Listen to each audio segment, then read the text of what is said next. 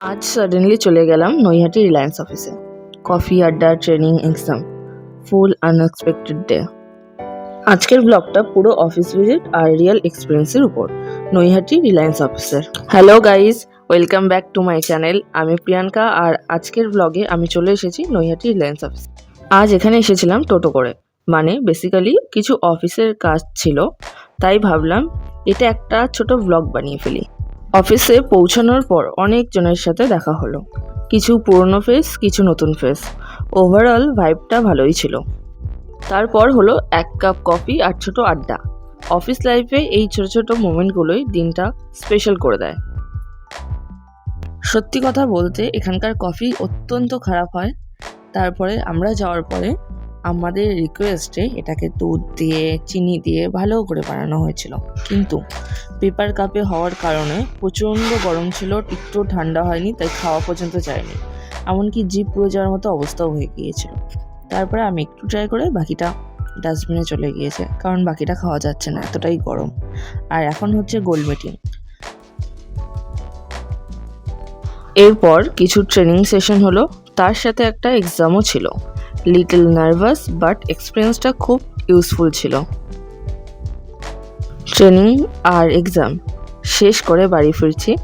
আজকের দিনটা খুব সিম্পল বাট প্রোডাক্টিভ ছিল।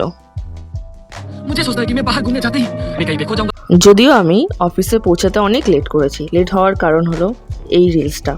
রেডি হয়ে আগে রিলস বানিয়েছি, তার বাড়ি এসে দেখি কোকো বদমাইশি চালু করে দিয়েছে। কিছুক্ষণ ওর সাথে খেললাম।